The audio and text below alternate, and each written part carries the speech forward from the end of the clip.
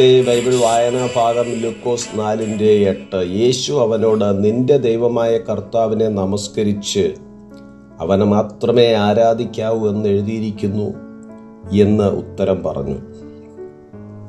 ദൈവതിരുനാമം മഹത്വപ്പെടുമാറാകട്ടെ. യേശു പിശാചിനാൽ പരീക്ഷിക്കപ്പെടുന്ന വേദഭാഗങ്ങളിൽ യേശുവിന് നേരിടേണ്ടി വന്ന രണ്ടാമത്തെ പരീക്ഷയാണിത്. പരീക്ഷകൻ യേശുവിനെ ഏറ്റവും ഉയർന്ന മലമേൽ കൂട്ടിക്കൊണ്ടുപോയി ലോകത്തിലെ സകല രാജ്യങ്ങളെയും ക്ഷണനേരത്തിൽ അവനെ കാണിച്ചു. നീ എന്നെ നമസ്കരിച്ചാൽ അതെല്ലാം നിന്റേതാകുമെന്ന് യേശുവിനോട് പറഞ്ഞു.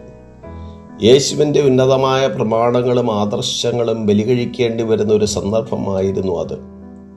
ആവർത്തന പുസ്തകം 6:13 നിന്റെ ദൈവമായ യഹോവയെ ഭയപ്പെട്ട് അവനെ സേവിക്കണം, അവൻ്റെ നാമത്തിൽ സത്യം ചെയ്യണം എന്ന് എഴുതിയിരിക്കുന്ന പ്രകാരം യേശു സാത്താനോട് നിന്റെ ദൈവമായ കർത്താവിനെ നമസ്കരിച്ച് അവനെ മാത്രമേ ആരാധിക്കാവൂ എന്ന് എഴുതിയിരിക്കുന്നു എന്ന് ഉത്തരം പറഞ്ഞു.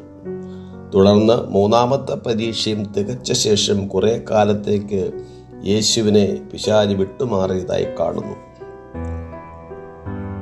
സാത്താൻ പ്രലോഭിപ്പിച്ചത് ദൈവത്തെ മറന്ന് മറ്റേതെങ്കിലും യജമാനനെ സേവിക്കുക എന്നതാണ്. പ്രിയ ദൈവവേദത്തിലെ ഭൗമികമായ ഉറച്ചുകൾ നമ്മുടെ പ്രധാന ലക്ഷ്യമാകുവാൻ പാടില്ല. അയോഗ്യമായതിൻ്റെ മുമ്പിൽ നാം മുട്ടുമടക്കുവാൻ അഥവാ നമസ്കരിക്കുവാൻ പാടില്ല.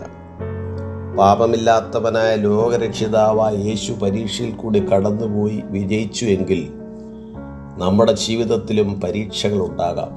നമുക്കുണ്ടാകുന്ന പരീക്ഷകളിൽ നാം വിജയം പ്രാപിക്കണമെങ്കിൽ നമ്മുടെ രക്ഷിതാവും വീണ്ടെടുപ്പുകാരനായ യേശുവിൽ പൂർണ്ണമായി വിശ്വസിക്കുകയും യേശുവുമായി അഭേദ്യമായ ബന്ധം നിലനിർത്തുകയും ചെയ്യേണ്ടതായിട്ടുണ്ട്.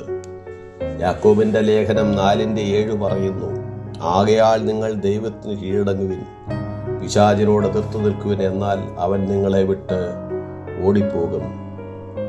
ഈ വചനങ്ങളാൽ ദൈവം നമ്മെ ഏവരെയും അനുഗ്രഹിക്കുമാറാകട്ടെ.